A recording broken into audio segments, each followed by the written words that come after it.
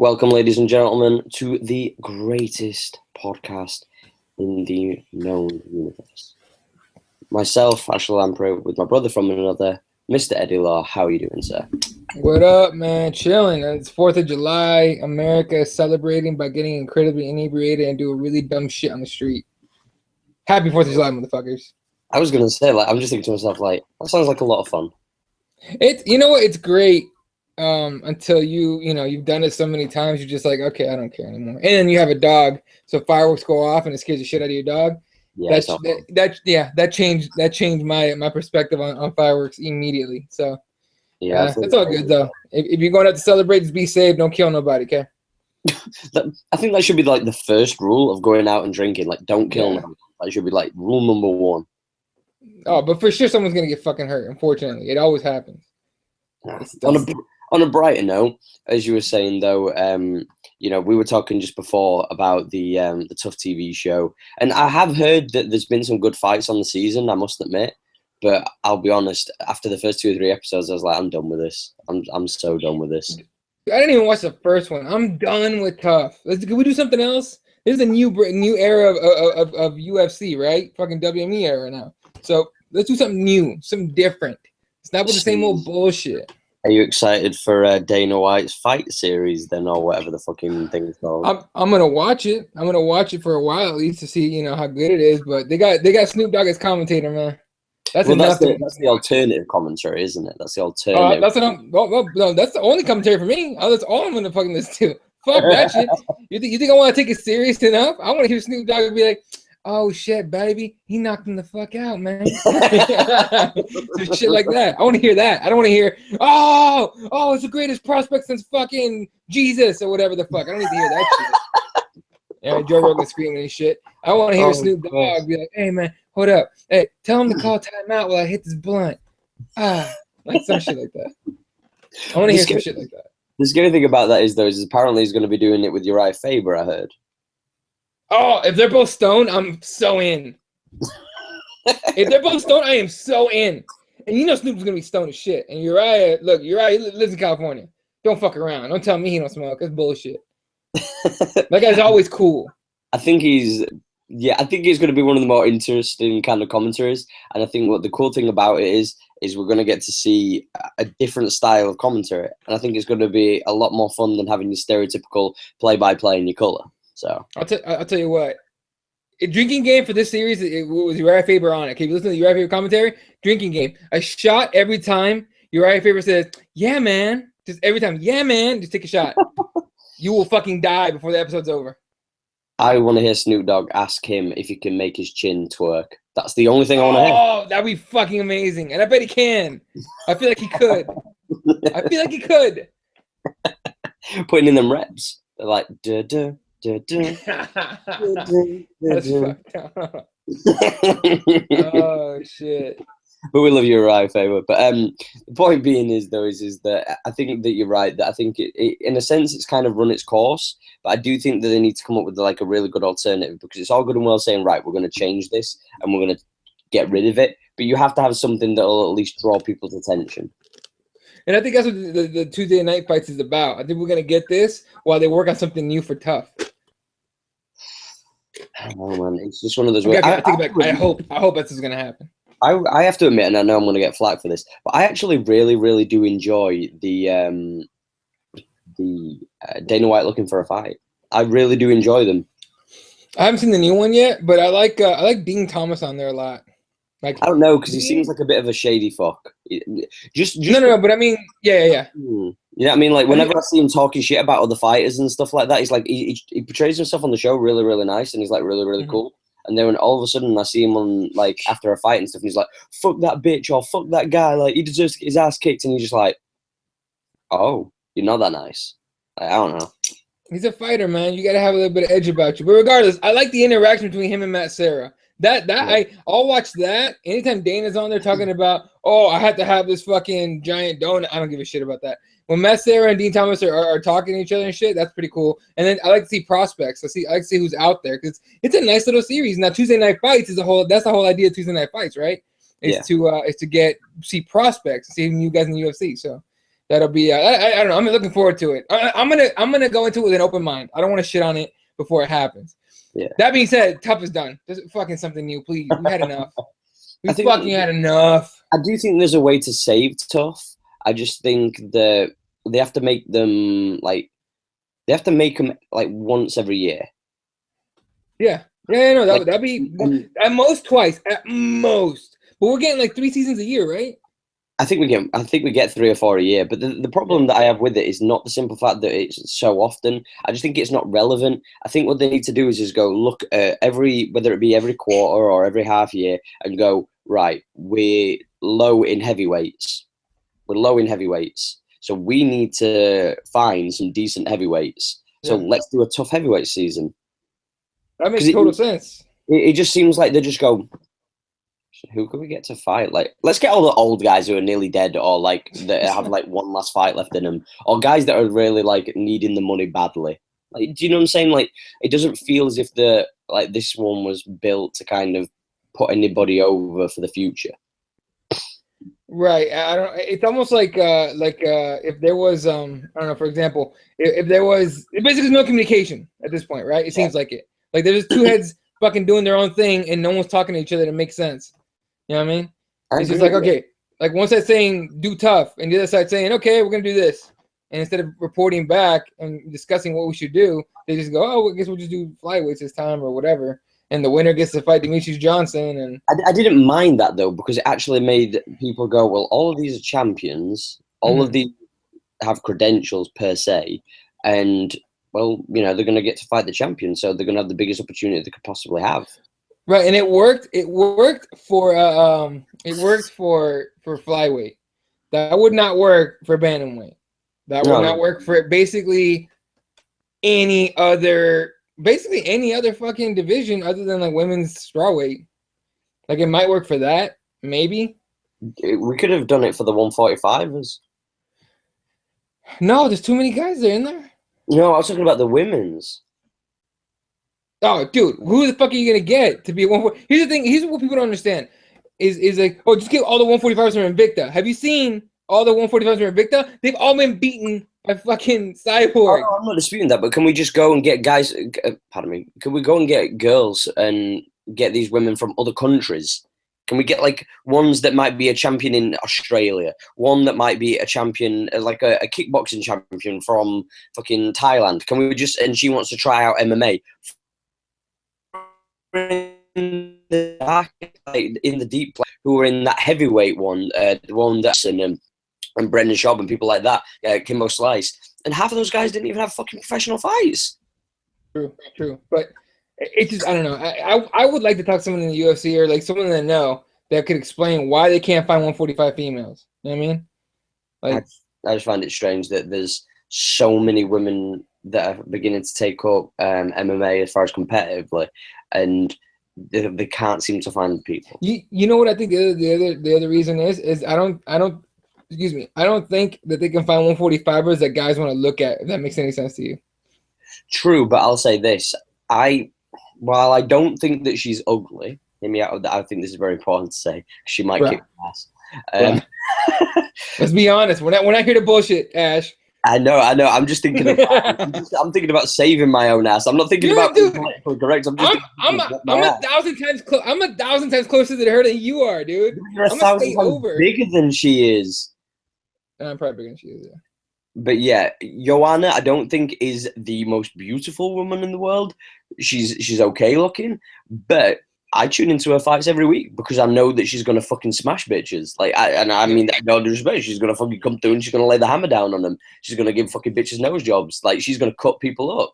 And why wouldn't you want to tune in to see somebody like that? That's my point. That's why people watch Cyborg, because she's gonna tune somebody up real bad. Yeah, but the problem was with Cyborg is there was too many hurdles. I saw earlier on this week, fucking everybody bumming the thing that Dana White said, like, he thinks that like he made some mistakes with Cyborg.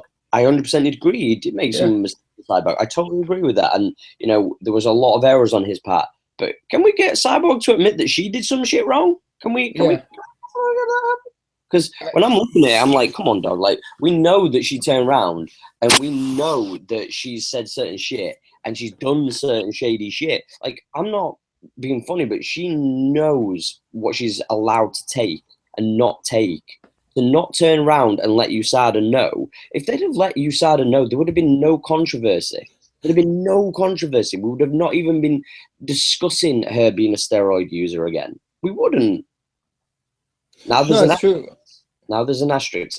Every time that she fights, every time she signs up, every time she comes to weigh-ins, like every time she's been in a fight. Imagine if Cyborg, you know what would be the kicker? Imagine if Cyborg actually won the women's title, the 145 belt, and then she gets popped after by USADA. Watch it happen. Here's the thing about Cyborg, and my favorite thing about Cyborg is thinking of Cyborg. Okay, it's the comedy of Cyborg. Her boyfriend runs her fucking Twitter, and he gets into fucking fights or arguments with Twitter heads all day. Fucking eggs. He gets in a fight with eggs. It's hilarious. Okay. 2, she punches girls a quarter her size because they're bullying her. The fuck are you talking about bullying? What, bitch? Dude, wasn't she the same chick that was out there constantly harassing Rousey? Why don't you come up to 145? Why don't you're weak. You're this, you're that. Like, well, you want to talk about cyberbullying, bitch? Fuck out of here with that shit. All right. The only difference between that is that she called, she said Ronda was scared and everything. And oh, she don't want to come up and fight a real fighter because she's scared of me. And everyone else that was cyberbullying Cyborg was talking about how she has a dick, possibly. Okay, that's the only difference there was. But it's still bullying is bullying. If we're gonna fucking talk, if we're gonna be talking about bullying, talk about all the bullying, right? But my favorite thing about Cyborg, I mean, I swear to God, earlier this week, I don't watch Helwani's show because I've said it a million times already, but I don't watch the show. Okay, but sometime during his show on Monday, Misha said something that set off like Cyborg Nation. Talking about, she thinks, okay, then you got to tell me if you heard anything. Because from what I heard from somebody, I didn't even look it up. In fact, I'll look it up, in a minute here to make sure I know what I'm talking about. But what someone told me was that Misha Tate might have suggested that Cyborg is taking things and going through the change, if you know what I'm saying. Oh, wow. That's what I was told. Now, I'm going to look it up right now and make sure. But I don't know about that. I just know that the only thing that I heard about Misha was she mentioned about Ronda Rousey, and she said that she wishes that they could have had the third fight. A part of me is like, well, fuck yeah, you wanted the payday. It's like, let's be honest, that was the biggest fight you were ever going to have. Additional to that, the only other thing that I heard was she said something to the words of the effect that she won't discuss her personal life. Who? Misha Tate. She won't talk about like a relationship status and stuff like that right now. Because she's tired of hearing about how Brian Kerr was a jackass.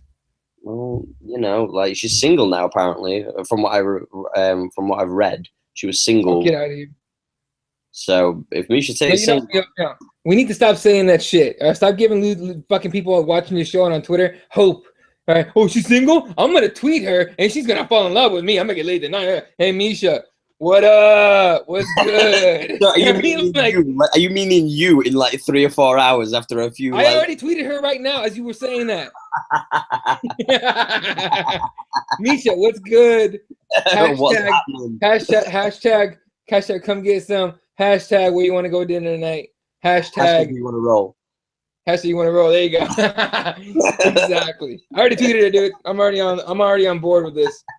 Oh, I'm trying to find the whole thing where she suggested that she was going through the change, but I'm thinking someone was full of shit on that one. So I apologize for that one. See, that's the thing, though. The annoying thing is when people say that they heard something and said like they saw something, and 9 times out of 10 they never see shit. That's why we always try to help. I think the difference between like a lot of people who want to post certain things or they want to write articles about certain things, and 9 times out of 10 they don't check everything. They don't check every fact. So it's very interesting to kind of see what certain people have to say about it. But I think that the problem is though is there's a few people in the world that, especially on social media, that if you make a comment about anything, they automatically think it's about them. And it's like, for sure. I had an experience of that. I don't know if it was yesterday or the day before, and I was talking about people who weren't Conor fans, and fucking somebody who I know was like, "At me, bro." I was like, "You're not that special." I don't know you. It's like you genuinely think you're the only person who doesn't like Conor McGregor. You are obscenely like delusional. Yeah, and by the way, because I've already gotten shit from people, and I don't know because they were watching this or they're watching the Advocate show. I don't hate Conor McGregor. I don't like Conor McGregor. You know what? And it's funny because they're like, "Oh, you keep talking about how Mayweather's gonna fuck him up." That's boxing, okay? Yeah. That being said, I'm rooting for McGregor to win. Why? Because that helps all of MMA. If McGregor wins that fight, and so if McGregor survives 5 rounds, that helps all of MMA. Of course, I'm fucking rooting for Conor McGregor. Fuck yeah, dude. And if he knocks him out, even goddamn better. Okay, we all win. And the biggest thing about that is then that third fight with Nate, if that potentially was to happen, fire. The biggest MMA fight that we will potentially see, for the next 5-10 years, unless somebody crazy comes through and does like another kind of massive show. I don't think we're going to see a bigger fight. No. That's the biggest fight we will ever see in MMA, and that's insane to think.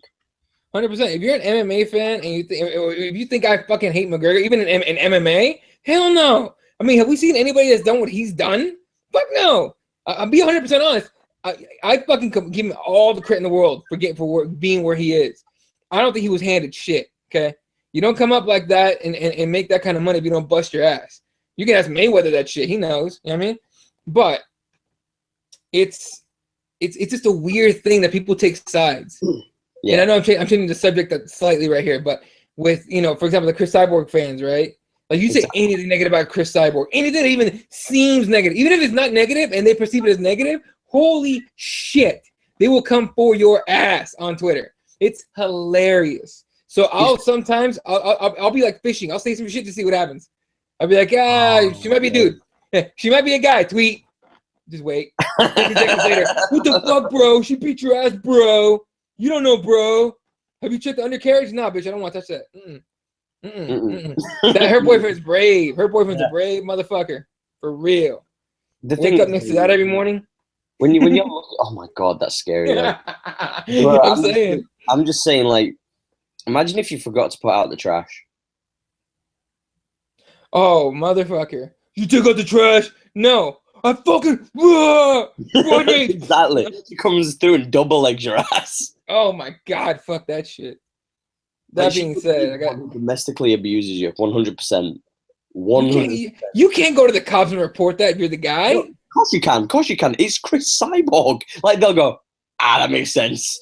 That makes sense. No, because imagine that walking into the police station. You're gonna be walking in with your head down. Be like, sir, can I help you? Yeah, I'd like to report a crime. What happened? My spouse hits me. Can you speak up? My wife hits me. Can you speak up? My wife hits me. What? Right, okay, I'm going to rephrase this though. When you go in the police station, you go, I want to report a crime. Okay, what's happened? I've been physically abused. By who? Chris Cyborg. Fuck yeah, we'll go and get her. Like, no. You want to know what okay. That's in like what you expect to happen, right? Here's what really is gonna happen. I'm being physically abused by Chris Cyborg. Who's Chris Cyborg? Oh, I don't know what you're talking about. Chris Cyborg? Can you Google it? Can you Google it? And Google it, look it up. Like that's not a dude. Is this a guy? Hold up, they're gonna be looking at their phone right now. This isn't a guy. Are you sure this isn't a guy? Her biceps are bigger than my head. Are you sure it's not a guy? Her chin's steadier than mine.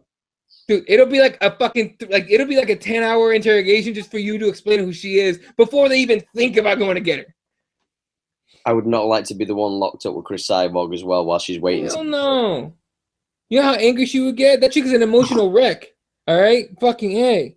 That being said, she's a fucking incredibly talented fighter and the scariest woman in the cage, bar none. There's nobody scarier than her. People are like, oh, Gabby Garcia. I don't give a fuck about a Gabby Garcia. Gabby Garcia gets punched in the face. She starts turning into Brock Lesnar and starts running. Speaking of which, she's fighting a boxer. Did you hear that? Yeah, I heard, but I just saw the woman and I looked and I was like, really, bro? Like, she just looked, come on. Is she her size at least or near her size? I think that this chick weighs like, if I remember correctly, was like around a cruiserweight, so like a 205 to 225. What's Garcia? She's like 240, 260. Oh, Jesus, never mind. Oh, God. That boxer's going to get double-legged and choke the fuck out. Yeah, like, from what I remember, Gabby Garcia is the same height and build as John Jones out of weight, like out of fight weight. Sure, she's not like Brock Lesnar, at least. Well, no, because Brock walks around apparently at about 300. Yeah, that's what I'm saying. Nah, Gary ain't around 300. Like, I don't know though. Real quick, my boy Mike Jar is tweeting us saying they should do a TUF fan series. So you think what it takes to get in the cage? Okay, great fucking idea, Mike. Check this out. All right, if you did a TUF fan series, all these people talking shit about fighters, they're like, okay, motherfucker, do you have the balls to get in here? You know a bunch of shitheads that would do it just to be on TV. That would be like what was that MTV show, that bullied show where they would put you never heard of it? No. Oh, YouTube this shit. It was a Mayhem Miller show. It's like bullied or something like that. Okay. So Mayhem Miller had a show. I think it was on MTV. I don't 100% remember. I think it was on MTV. Michelle Watterson was on it. There was like, I think Gilbert Melendez might have been on it. I don't know. There was a few fighters that were on it, right? But basically, a nerd or somebody was getting bullied, and they would come to Mayhem Miller and be like, "Hey, fucking this guy's talking shit. He's bullying me all the time. I don't know what to do. He beats me up. I don't know what to do about it." So of course they bring the bully in. They put him in a cage with a fighter. What? Like how the fuck? Yeah. Yeah, and YouTube that shit. It's most of the time it's pretty fucking funny. Most of the time. There's sometimes you're looking at it and like, oh, I just feel bad for that guy. Holy shit. But other than that, it's usually Michelle Watterson, I'm pretty sure was on it. But I don't know. I've got a good idea. What up? How about we do an TUF MMA media? So you think you could choke out Ash Lamprey? That's what it is. So you think you could double leg Eddie Law? Yeah, good luck with that. That's funny as shit. That'd be fucking great. You know who I would? You know what? I'd be the first one on there, and I would challenge Ariel Helwani in a heartbeat. Heartbeat. All right, you super check taking motherfucker. You fucking here's a super check up your ass. Bah, fucking motherfucker. You've been stealing everything I work for, motherfucker. I'm the real money fight. Beat his ass. I'm not surprised, motherfucker. I genuinely think there's about 3 to 5 people I genuinely think I could fuck up that I can think of off the top of my head. I know there's one guy that'd be interesting is Luke Thomas because he's a big motherfucker. Yeah, that's yours. That's yours, bro. Like, no, I would love to grapple with him just to see like how good he is. Because I know he's good. Like he trains. Like that's a guy, and people for some reason people don't like Luke Thomas, and it's mostly because he doesn't relate. Like he doesn't relate to their opinions, right? Most people's opinions to him are kind of dog shit, and I like the way he does it, but I respect him because he trains. All right, he can talk about fighters' technique at least as far as jiu-jitsu goes. You know what I mean?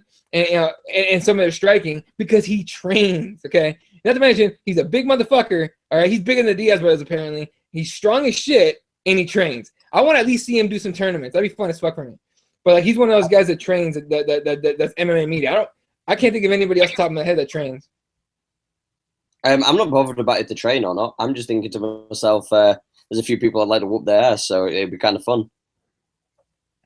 That'd be the shit. I just think that. I'm telling you right now. The only one that I would want to fight, I would do a one-off. Me, if it was Ariel Helwani, and then I would call it. I'd be done. I'll retire. What if he fucking smashes you with the nose, like, and he just fucks you up? No, fuck that, dude. He would poke my eyeball with the nose. What are you saying? I'll break that shit first round. I'm saying if he grinds the nose into your eyeball, like get side control. That'll be my target right away. He's getting double. He's gonna take him down and elbow to the nose so it falls off. Look at you trying to 6 to 12 a motherfucker. Like, what's up? We'll go back to UFC 1 rules. There are no rules. Eye gouging, fucking dick punches and shit. I don't give a fuck.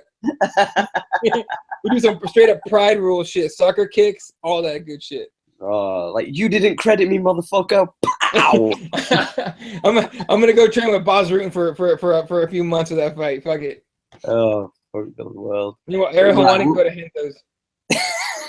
It's nearby. I think Henso's like already like invited him a bunch of times, and Ariel just doesn't want to do it because he's a bitch. Yeah, but in fairness, like the worst thing is though is if you go to train, you're gonna have a target on your back straight away. Oh yeah. Like people are gonna want to be the guy who choked out Ariel Helwani first.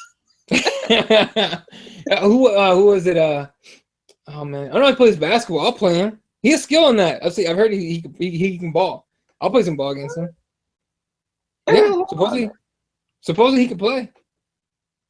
I didn't. Yeah, exactly. When I heard, I was like, "Get the fuck out!" But apparently, he can play ball, so I'll play with ball. That'd be fun for me.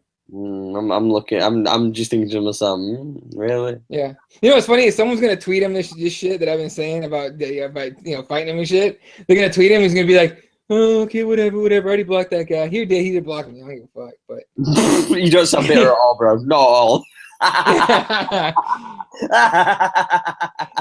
There's nothing worse than when somebody blocks you though, because you go to their profile like, oh.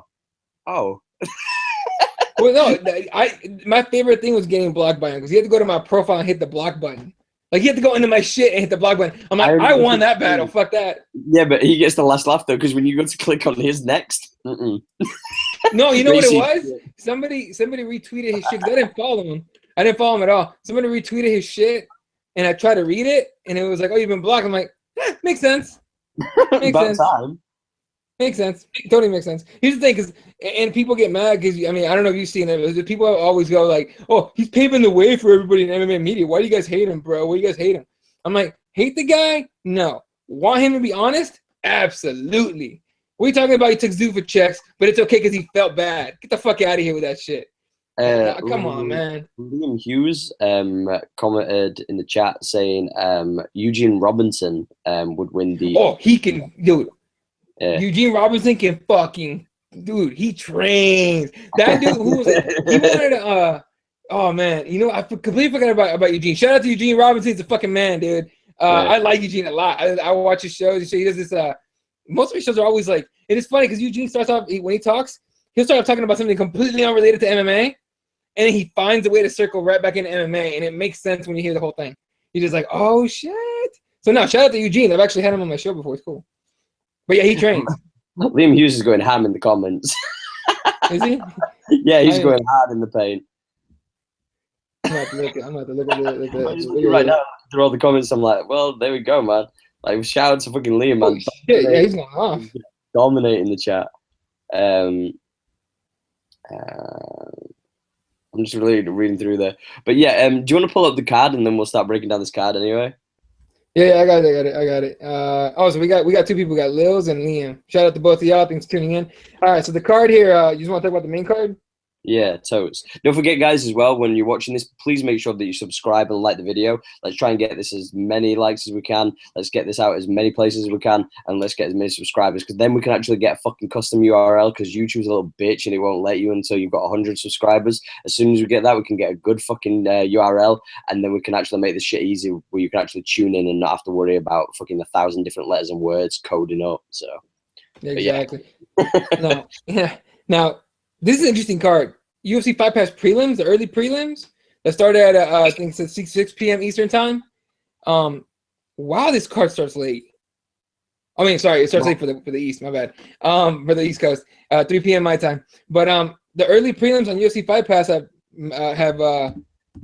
have Gray Maynard against Teruto Ishihara, and then Tisha Torres against Juliana Lima. I mean, yeah, dude, how the mighty have fallen, right? You look at some of these big names and you just think to yourself, though, that it's kind of happening more and more often because we're so used to seeing these names. And because it's such a young sport, we're kind of seeing that now, that if you start to lose, you're going to start being on the Fight Pass prelims and you're going to start being on the prelims. Your stock really does drop if you get into a bad slump now. Yeah, no, it's kind of crazy. And I'm pretty sure Tisha Torres is a late replacement, so that kind of doesn't count, my opinion. But CB Dollaway still on the UFC. Why, I don't know, but he is. And that's just amazing. Around, to be quite honest with you. It's a guy against Aspen Ladd. That's a solid fight. People might not think so, but that's a solid fight. Ed Herman still in the UFC. Ed Herman against CB Dollaway to me is like does somebody go home already? That was kind of like the last Vitor fight. Yeah. Yeah, you know what I mean? Like, you look at that fight and you go with Ellenberger, and you kind of look and you go, well, one of these guys is going to leave sooner or later, so. Yeah. Then Angela Hill. This is an interesting fight. Angela Hill against Ashley Yoder. I like that fight. Yoder's legit. Yeah, Yoder is. The thing is, for me, though, Hill always seems to be. I'm a big fan of hers just as a personality. But the problem that I have is that it always seems to be when the big moments occur that she always seems to kind of falter. Like, Angela, granted, like her last fight, you know, Jesus Christ, like that was a dangerous fight against Andrade, and she survived it. And most women were getting hit with those fucking kind of shots would not have lasted against her. So I don't know. It's for me, it's a tough one. Now, mind you, in this fight, she's taking Ashley Yoder as a grappler. Angela Hill's got to keep this shit on the feet or she's losing the neck. I mean, basically. Yeah. They don't call Yoder, hey, they don't call Ashley Spider Monkey for nothing. By the way, UFC.com might be one of the worst websites out there. They can't even spell shit right. Angela, you know how it says, like, you know, the fighter's name, then their fucking nickname, and then the country they're from? Apparently, Angela Hill's from the United States. Totally makes sense. Ashley Yoder is apparently from the Untied States. The what? The Untied States. They can't spell United. Oh. Well, I'm looking on the app. Not a huge deal, but still. I'm looking on the app, and apparently Hill's from the United States, like United States, and Yoda's from USA. Let that sink in. It's all fucked up. The whole thing's fucked up. Fuck that website. Right. Anyway, let's go to the beginning. We'll start with the Torres fight. We're not going to break down some of these fights, guys, because we're going to break down the main card. But I just want to get a few picks. So, who's your pick for the Torres fight, Lima fight? Torres gonna take her down and make it boring as fuck and get a W. Who is, sorry? Torres. Torres, yeah. I was gonna go with Lima's a stand-up. Yeah, Lima's stand-up. She's durable. She's strong, and she can catch you. And she's got the height, and I think she's got the reach in this one for sure. But Tisha Torres, the Titan Tornado, she's all about taking you to the ground and pounding you. I totally agree. I think it's going to be just 3 rounds. It's going to be I think it's going to be a boring fight to open up the card, but hopefully it'll pick up with the next fight. With Maynard and Ishihara. I love my bitches. I think it's over for Gray Maynard. Ishihara's gonna step up. And show that he belongs. I know he's a Team Alpha Male guy and everything, but he's got all the tools you want. I think, my opinion, Ishihara. And Gray Maynard's on his last legs. Let's be honest. I mean, that cut to 145 he's been doing still it's got to fuck with him a lot. You know what I mean? So I got Ishihara in this one by decision. I was going to go Ishihara with the second round knockout. I think that he just wears him down. I think Maynard, I always say Maynard, I don't know why. Maynard, that it's going to be one of those things that I think the cardio, the cut's going to get to him. And I think Ishihara is going to be the more athletic athlete in this. And I think he's just going to pull it out. I think a second round knockout or the third round. Yeah, I can see it. I could definitely see it. And like I say, Ishihara has all the tools you want. The thing is, he's finally, hopefully he starts to put it together. Now they're giving him a good name to make that happen, right? So, and again, Gray Maynard, last legs on him, I believe. Kind of a tough one for Maynard. That being said, Maynard's a veteran. He could just pull a veteran card and fucking, You never know. That's the cool thing about the sport, though. You know what I mean? Like, we say that, but it's like, But I think Ishihara's KO. But yeah, the next fight is the first fight on the standard prelims, which is Jessica Ai and Aspen Ladd. So, yeah, Jessica Ai against Aspen Ladd. Talk about a fucking UFC debut. Anyone says Jessica Ai just because she's had like her, her losing streaks and bumps on the road and shit, that think she's a punk? You're out of your fucking mind, all right? Jessica Ai can fucking fight. Aspen Ladd is not a pushover whatsoever, though. Aspen Ladd's like, she's. I hate to use the word well-rounded, but she's fucking well-rounded. You know what I mean? Well, I have a kind of struggle right now because I was going to look for a record because I'm on the UFC app. She has no picture. She has no rank. She has no nationality. She has no record. She's 0-0 and 0. Let me pull it up. Because I typed in Aspen Ladd and then went to pictures, and for some reason it showed her face off with Amanda Bobby Cooper back in Invicta FC14. Right. And ABC's a looker. I like ABC. She's cute. For sure. But girl, I can say that. Look, you know what? We should do like a special segment every week where we designate it to Eddie, like speaking and trying to pull one of the female MMA fighters, whether they be Invicta, whether they be fucking Kings of the Cage. Dude, no, just give me a great idea for a fucking reality show. Okay, check this out. Okay. So it's like a dating show. Okay, so a fan gets to take out a fighter on a date. So let's say me and Amanda Bobby Cooper go out, right? If the date goes well, there's like, it's a second date, or you guys, you get to go to her fight, or you guys go watch fights together, right? If she doesn't like you, she chokes you out. Tell me you don't watch that shit. Right. How? Right. If you anytime ever watched what was the Joe Rogan show? The one where like people eat worms. Questions and every. Fear Factor. Fear Factor. If you ever watch Fear Factor, for sure you watch this shit. All right, because some crazy asshole's gonna ask out Chris Cyborg. That'll be fucking awesome when she goes, yeah, fuck no, boom, just sounded like fucking Arnold Schwarzenegger. I think it was more that Chris Cyborg went up to her husband, smacked him over the head, dragged her back to a cave, and said, "You mine now." That's how I see it played out. Do you think that maybe? Oh god, this would be bad. You think maybe like Chris Cyborg's boyfriend has a tramp stamp of her name on his back instead, the other way around? My Ladies and gentlemen, I hang out with comedians all the time, so their awful jokes kind of rub off on me. So I'm sorry, but that one I came up with on my own. But it's in that shit style. All right, I apologize for the shit joke. The key question is why would the husband need to have a tramp stamp on the back? Like, why would they need to have that on their back? Why do farmers brand cows? I'm just thinking, maybe it's a visual for Cyborg while she's behind there. I don't know. Maybe. Oh no! You just went total Joe Rogan, Dana White, and Hinchcliffe on the plane back from Australia. Fucking podcast shit. She can make waves. She cut her dick off. What are you talking about, dude? Like, that's fucked up. All right, so Aspen Lad's 5-0. With you saying that, it always reminds me of did you ever watch the show Californication? Have you ever watched that show? No, I heard about it. I never watched it. It's one of the funniest TV shows ever. It's got the guy out of the X-Files in it. But anyway, there's a thing in it where he turns around and he's on about like this intern that his agent has, and she has a back tattoo, and he turns around and says, "Well, you know what that means, don't you?" And he's like, "No, what does it mean?" And he goes, "Well, it means that she likes it in the pooper." Now, now she turns around and she says, she's on about like she's got a nose piercing, and he turns around and says, "You know what that means, don't you?"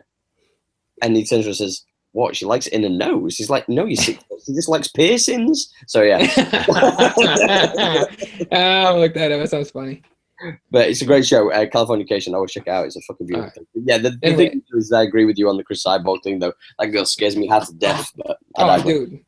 Yeah, but I agree with you on the Jessica I thing. I think Jessica I gets the decision. I think she's still dangerous as ever. I think people are they underestimate her too much, too often, I think. Yeah, no, and I agree with that. Now, Aspen Ladd, she's 5-0, and she's got 3 TKOs and a submission on her record. All right, she armbarred Amanda Bobby Cooper. Now, but that being said, this is a debut against Jessica I, and I think the veteran, the veteran card, all that, the fact that she's got the Jessica I, or that's Aspen Ladd's UFC debut is going to go against her. But I think it'll be a close decision. I don't think Jessica I is going to box the shit out of her, like just piece her up and win a unanimous. I think it'll be like a very close decision to Jessica I. I think in the latter stages, that's when we're going to see Jessica I's experience, and we're going to kind of see her take control of the fight and the momentum. No, I agree. Completely agree. And what was the next fight on the card, sorry? Ed Herman against CB Dollaway. Now, here's the thing about this fight is Ed Herman thought he had hands for a while, and he kind of did. But he's a ground guy. He wins most of his fights. I'm going off the top of my head. I don't, correct me if I'm wrong. Actually, I should probably look it up. But Ed Herman has quite a few submission victories on his record, if I'm not mistaken. So, that being said, CB Dollar was a decision machine. He'll take you down and he'll wrestle fuck you. So this fight is one of those go get yourself a taco and a beer and chill the fuck out, because it's going to be a long 5-round decision for CB. I'm going to go. You know what? I think CB 3rd round, and I'm going to go with the TKO. Just because. That being said, ground and pound, I think he's going to wind him out. I think it's going to be more fight. No, and CB's very good at getting top position and dropping bombs. Exactly. So, unless he's fighting in an elevator, then he's fucked. Well, yeah. Well, you guys remember he was in the elevator and that bitch fucking somehow dropped on him and it hurt his back and he got pulled from the fight for it. I really would like to know what the hell the injury was that he couldn't fight with. What fight was that supposed to be again? That was the 205 tab. But what fight was that supposed to be? Don't remember. I was honestly, I'm never in a hurry to watch CB Dollaway fight, to be honest with you. And I say that fully knowing that he trains like 30 minutes that way or 20 minutes that way.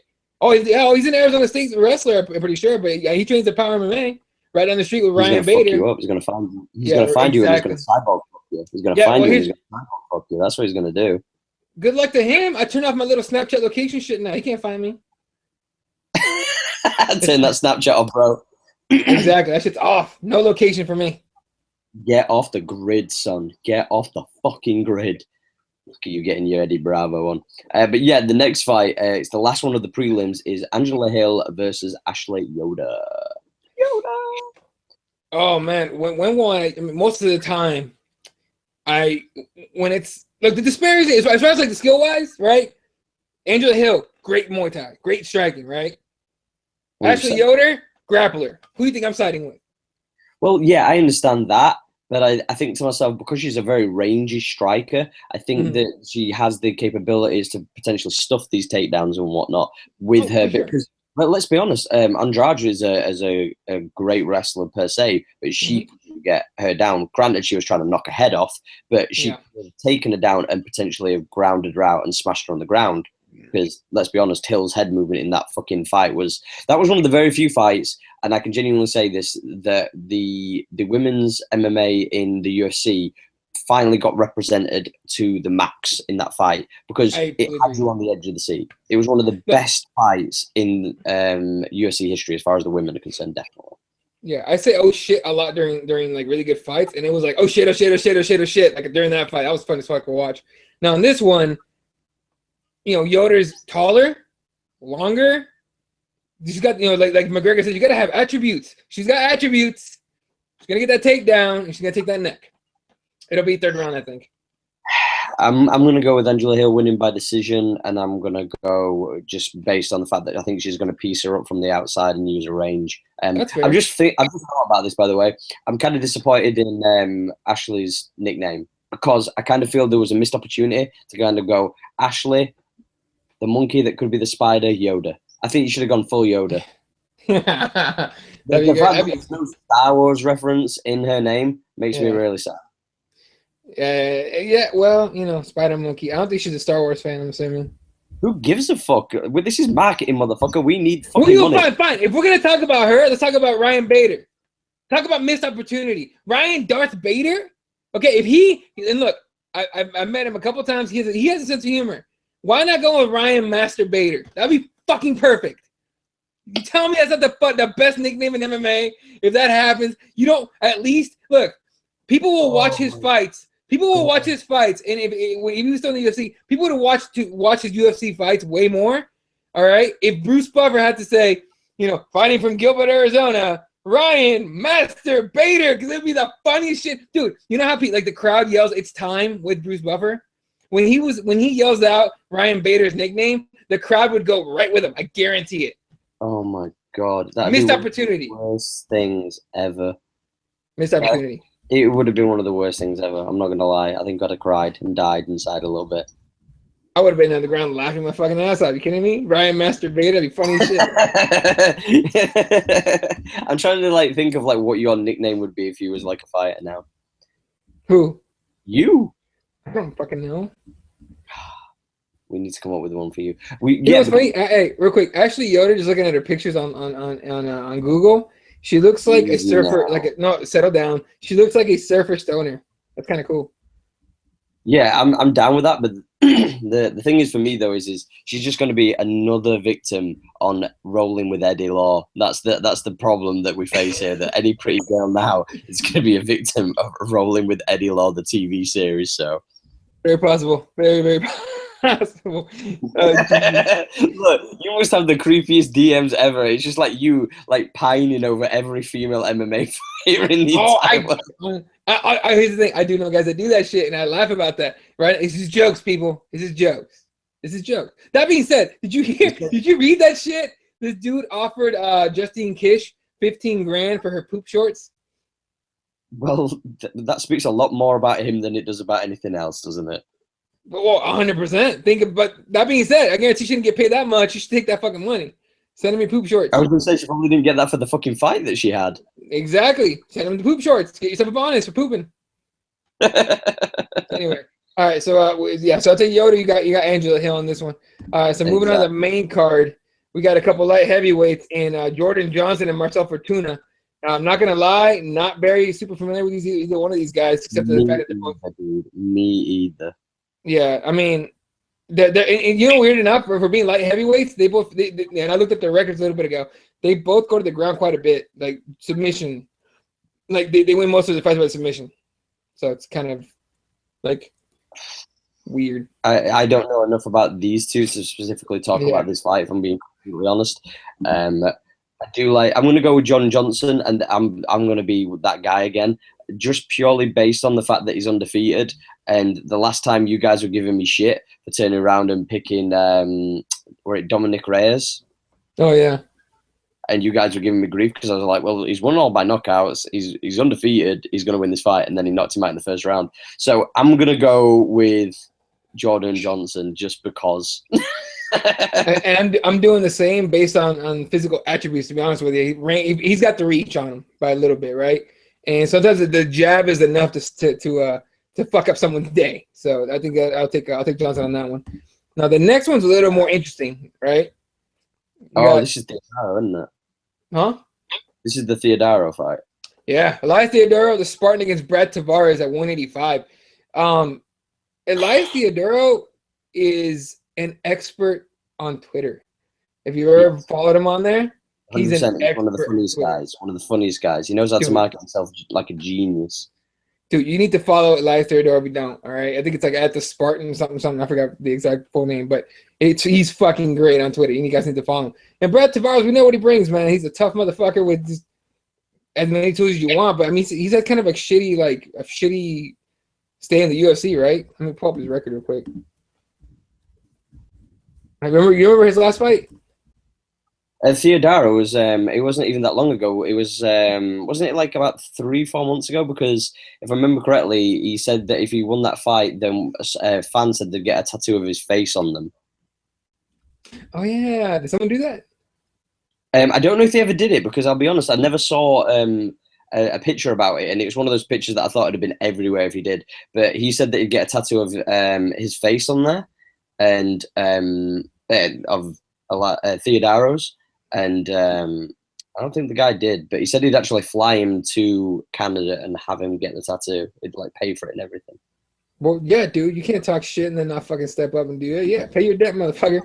Now, Brad Tavares coming off a win, split decision win back in September at UFC 203, that Stipe card against Kyle Magalhaes by split decision. Before that, he got knocked out by Robert Whittaker. Holy shit, that sucks. And then before that, went over Nate Marquardt, and then 2 losses in a row to Yoel Romero and Tim Bosch. He's been in the UFC for a long time. Yeah, but he has a lot of time in between, though, because he does like modeling and shit, doesn't he? So Brad? No, I'm talking about Brad. No. I'm saying like Eliza doesn't fight that often either.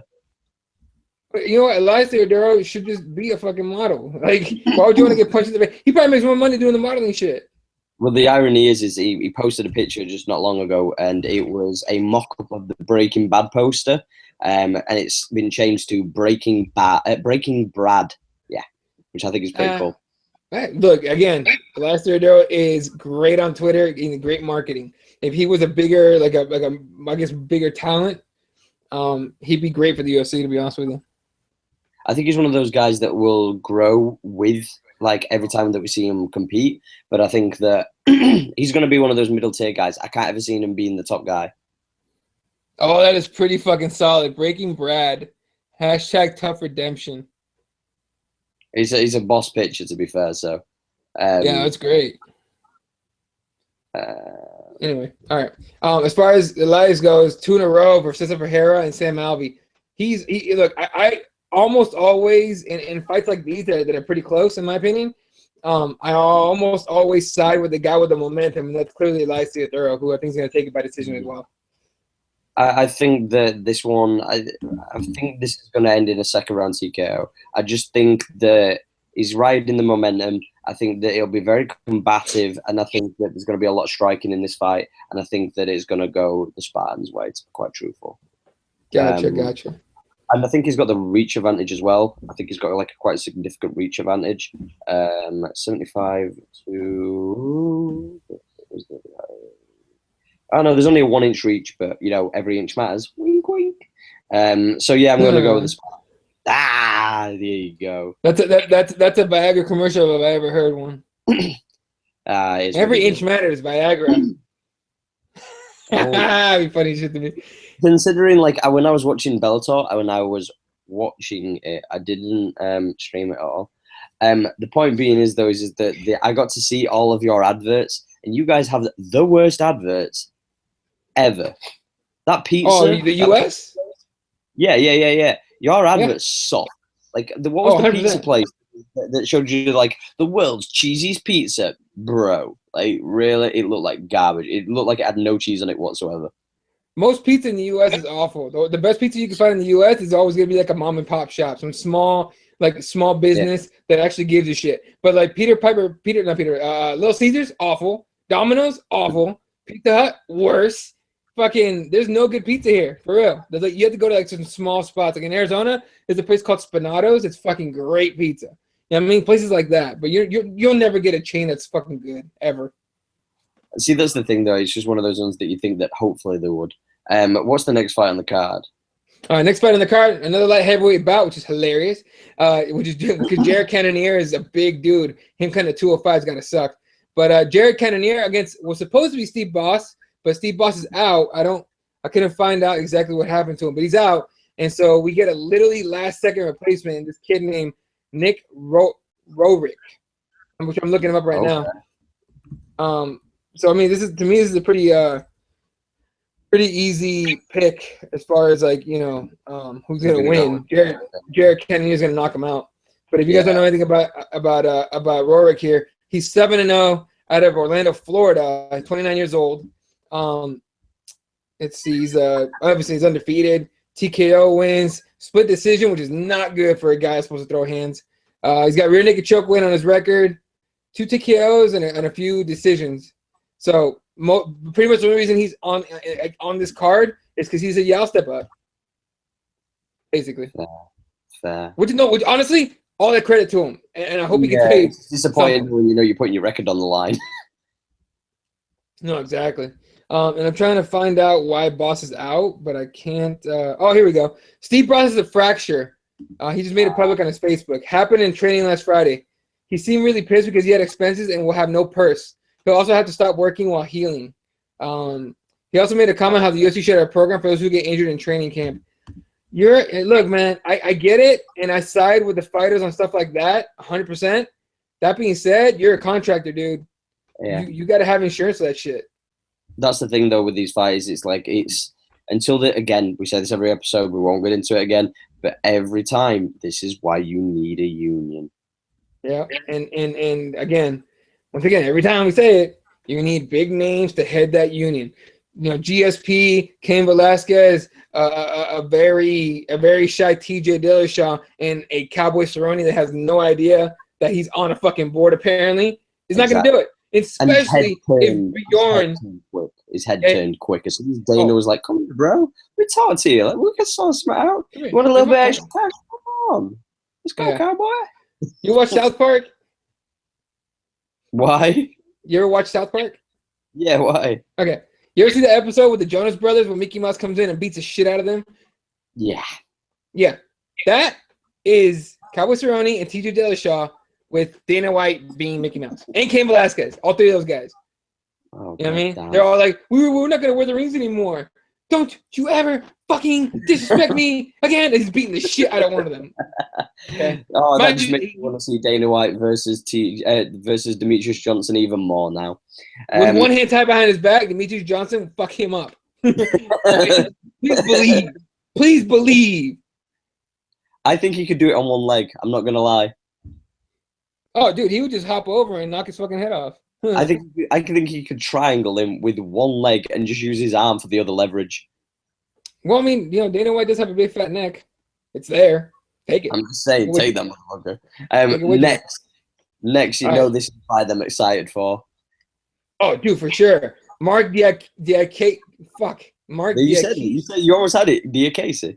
Diakiese? Damn it. Mark Diakiese against Drakkar Klose. Bonecrusher. I just like the nickname Bonecrusher. I'm gonna go with him just off the nickname. Mark is gonna starch this guy. Like, Mark's probably, in my opinion anyway, he is the biggest prospect as far as the next guy from the UK who could quite possibly win a title in the near future. I really do think that this kid has got so much promise.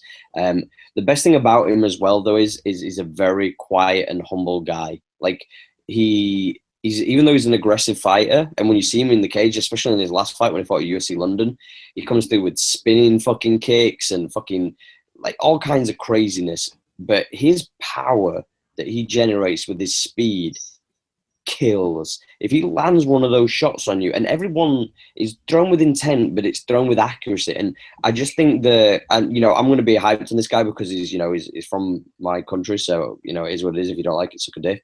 But the point being is he is a badass fighter, and I think that we're going to see him evolve with him moving to the States to train. He's only going to grow. He's only going to get better. I believe he's only 24. I want to say. He's 24, and he's got a good lightweight division as well. 73 inches for a lightweight division is not a bad length as well. So he's not undersized as well. Kid's jacked as well. Like, he's an athlete. A pure specimen. So I'm gonna go with Mark to get the TKO in the first round. Don't let me down, Mark. I remember that fucking knockout punch he landed on Timu at fucking at that Manuel Anderson fucking fight back in March. Yeah. He fucked that kid up. Oh, the Jimmy Manuel one. Yeah. The Manuel Anderson fight. Yeah. It was on that card. It was like Fight Night something or other. But he knocked the shit out of Packalin. Yeah, he knocked the shit out of Packalin, like, bad. So, yeah, I'm going to take your boy. The fact that he came out with the one thing that was so intense about that is because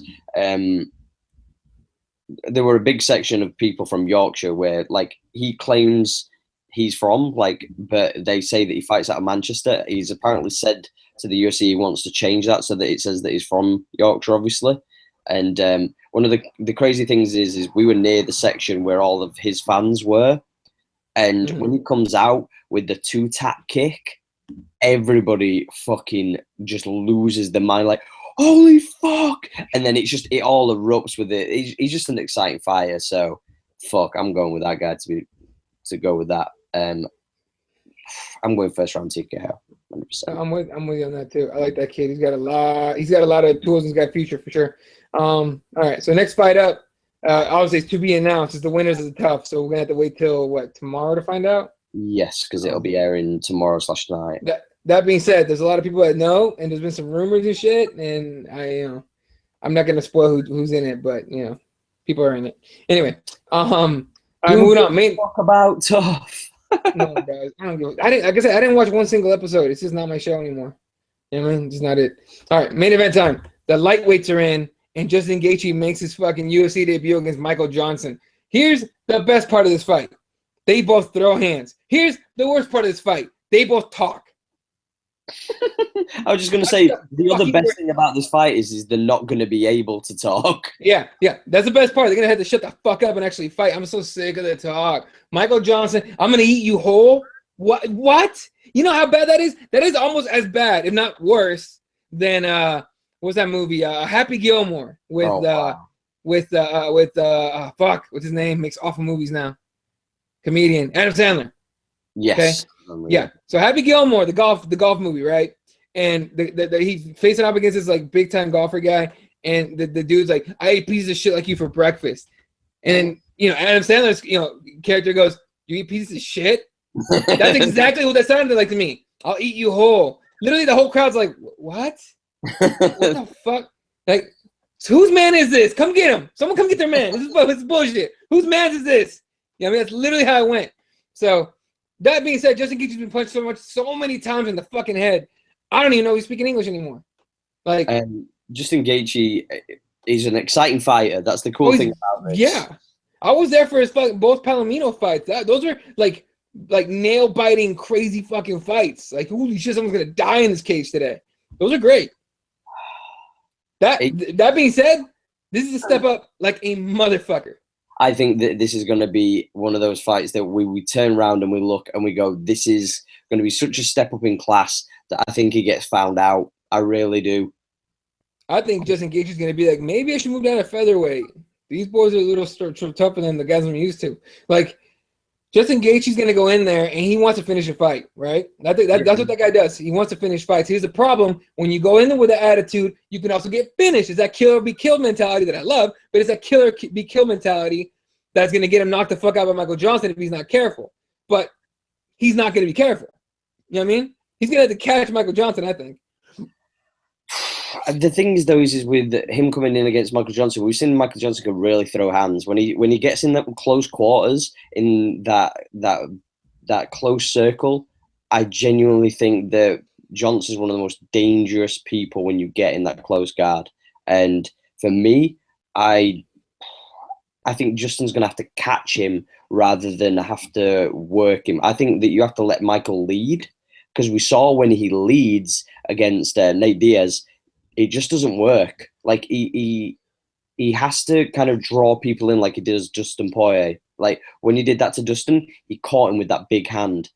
But the problem is when he leads, he gets caught way too often. Way too often. Yeah. Now, here's why he's going to be a kill or kill guy, and if that's going to be the case, he's going to go in and he's going to get starched. Look, I enjoy watching Justin Gaethje fight because he's wild. And he doesn't give a fuck.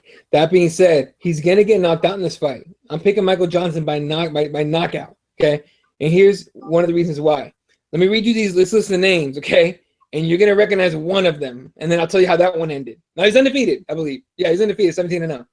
Okay? Yeah, but when you're fighting both. Luis Firmino, Brian Foster, Luis Palomino twice, Melvin Gillard. Oh. He won that by split decision. Okay. Nick Newell, the guy with that one hand, he was only got one hand, he's missing the other one. He won that by TKO in the second round. Second round, just like that. Right. Richard Patishnak, Dan Lozon, who shouldn't be fighting anyway. Brian Cobb. Like, do you understand what I'm saying?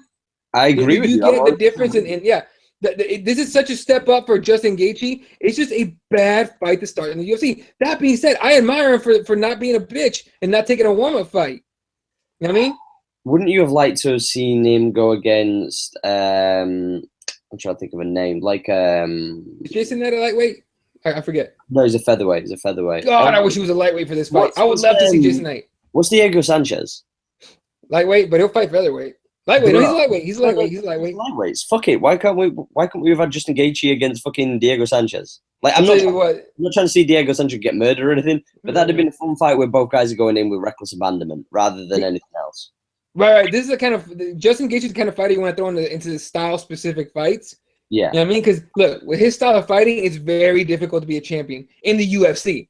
That'll work with World Series of Fighting or whatever other little organization you're at. That's not going to work in the UFC, right? So for him, in my opinion, he's a guy you throw in certain style fights. Diego Sanchez is a prime fucking opponent for this guy. And I wonder if he got offered the fight and he said no, or if that was even discussed. I'm sure it was discussed. It should have been discussed, right? You throw that fight in a fucking UFC 213 if you make it. For sure you do that. On the prelims, but you throw that on there.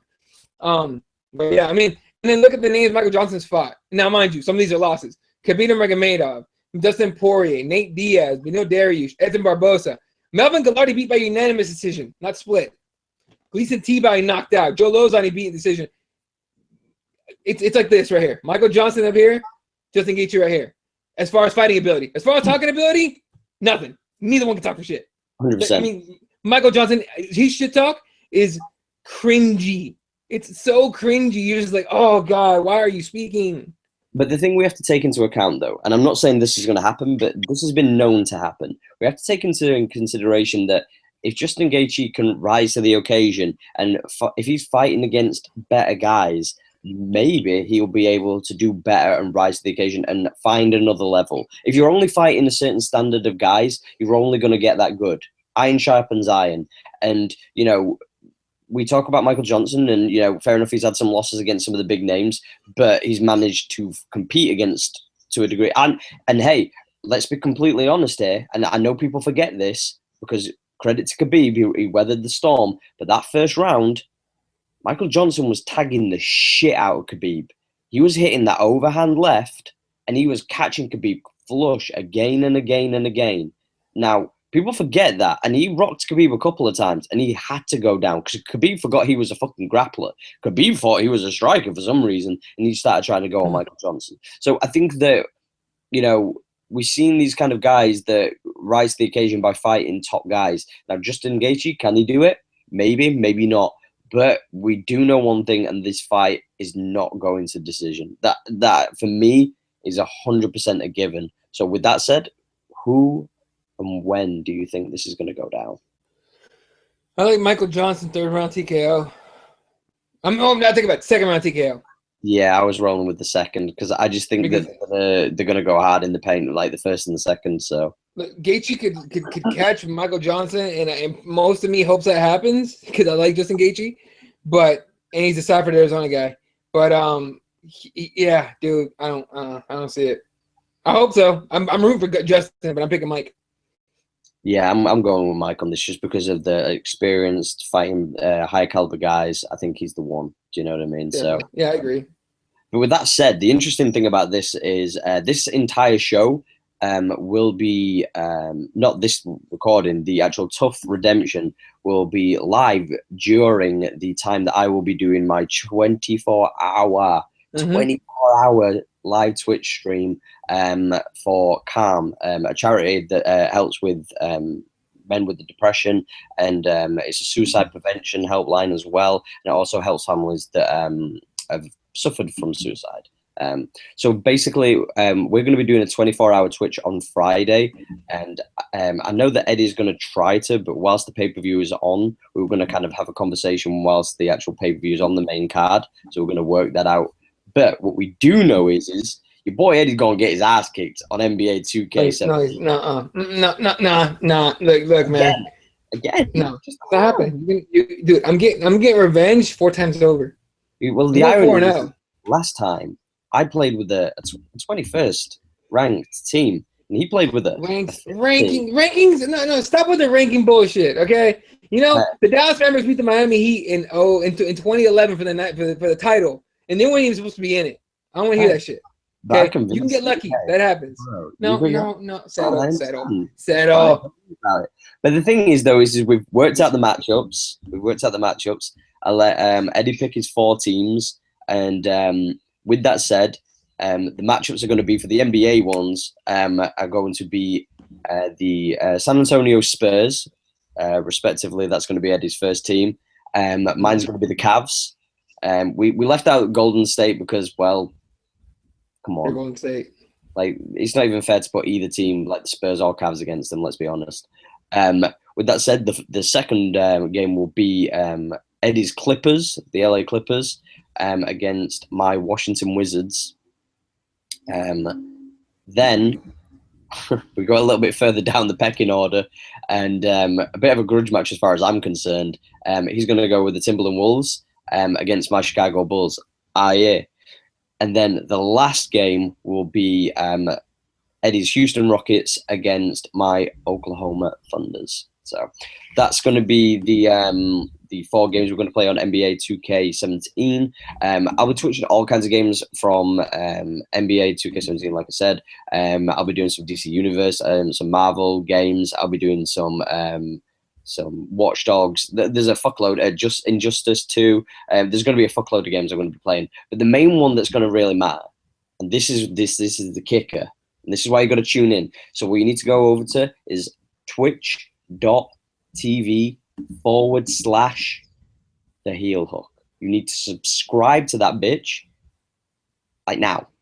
Well, actually, wait till we're done. But the point being is, though, is that's where you need to head over to. But Eddie will try, and this is try. He will try to beat me, or at least take one of our fights to go to decision in UFC 2. If he does, because if you haven't seen the video on Twitch TV /The Heel Hook, if you look, there's a video where me and Eddie played UFC 2. It was nasty, bro. Whatever, man. Don't worry. I'm about to pull a super upset in this shit, and then I'm gonna own you in NBA, and you're gonna be in tears. Well, I'll be in more than tier with your mohawk, with your red Dan Hardy mohawk. Because if he beats me, it's not like stupidly thick. Or goes the distance. If it goes the distance, or he knocks me out in UFC 2, then I'm gonna shave the sides of my head, and I'm gonna dye the middle in red in tribute to Dan Hardy. If I do get beaten, but it's not gonna happen. So it's fine. When you will get beaten, you better be prepared to do that, dude. Oh, I'll buy it and everything. I'm not scared. I'll even have the clippers like waving in front of you whilst I'm beating you. I'll have one hand on the clippers and one hand on the fucking controller. Just pow, pow. Yeah, I'll hold you to that shit, motherfucker. You will have to do that. Watch. But that'll be Friday, 10 p.m. Greenwich Mean Time, and that'll be what is that?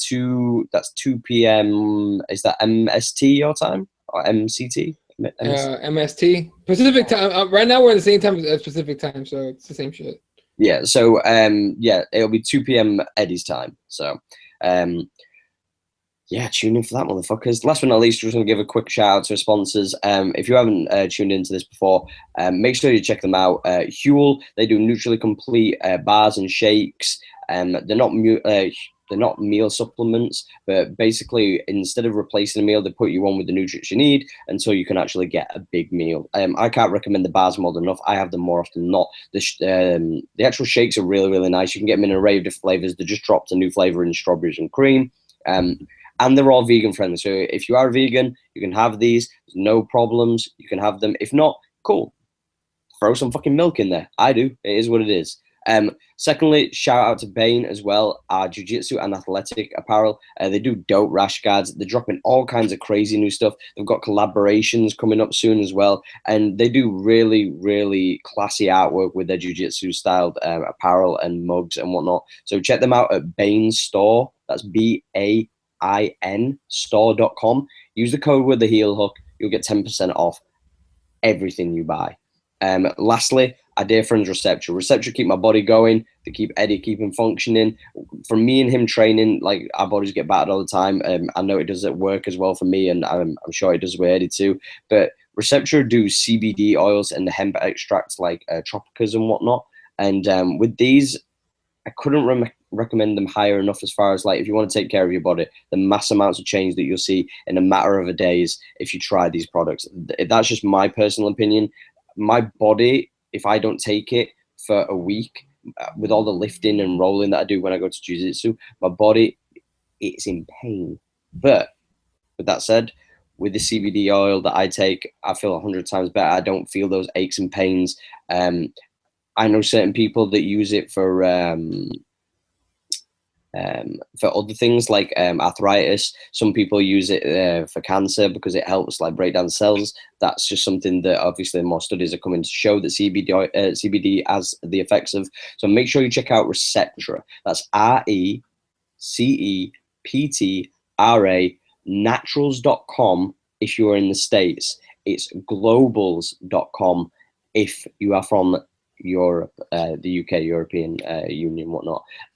But when you go onto there, whichever you go onto, you want to make sure that you put in the 10% off code, the heel hook, and that'll clean you up real nice. Last but not least, like I say, please make sure that you like this video, share this with your friends, tell them about the show. Make sure that you subscribe to this and drop a like. We appreciate everybody in the comments. It's been a lot of fun today. We'll be back on Thursday as well to break down the 213 card. So we'll be going through that card too. On Thursday, we'll be live. That'll be 10 p.m. Greenwich Mean Time, and that'll be 2 p.m. same again for Eddie. Yep. But last but not least, make sure you check out twitch.tv/the heel hook for when we do the 24-hour Twitch on Friday. Make sure you follow the Heel Hook Show on Twitter. Make sure that you follow me, Ashley Lamprey, on Twitter. I don't really use Instagram, so fuck that noise. You could have followed Eddie on Snapchat, but he's turned off his location, so he don't want you to follow him on Snapchat. Yeah, it's just too weird, man. Like, if you guys see that Snap Map shit, apparently if you're on there, your location is like on. Like people can see not only what like where you are, but what you're doing. So like one of my friends is on there. I was looking at it right now, and he, like his little avatar guy or whatever, or Bitmoji, whatever the fuck call it, had earphones on. He's listening to music. Fuck out of here. Fuck out of here. It's too weird for me. Anyway, yeah, so you can't follow me. What? I was just gonna say it's creepy as shit when you turn around and you can see what people's street they're on. I'm fucking saying. All right. That being said, you can follow me on Twitter at elove31. I've already followed Liam back. He hit me up. Shout out to Liam. And yeah, dude, fucking, follow us on. Oh, also crosswithme.com is where my podcast is at. Make sure you hit that up. And yeah, represent. Reptheadvocates.com. Get yourself some gear. Nate Diaz shirt. The represent flag hat. I think it's on here. Here, you can see it. There you go. All the gear, all the good shit. Awkward. It's really awkward. I'm wearing the same tee as you. Oh, we did not even plan that. That's just kind of gay. But still, yeah, love you, bro. On that note, make sure that you check out Crossbones MMA as well. These guys do an awesome pre and they do post shows as well for events. Real funny guys, and it's a lot of fun to kind of see these guys like talk shit and talk trash on each other. So again, make sure you tune in to us on Thursday. We love you guys as always. From Ash, myself, from Eddie himself, we love you guys. Peace up. A-Town down. Catch you all in a bit, guys.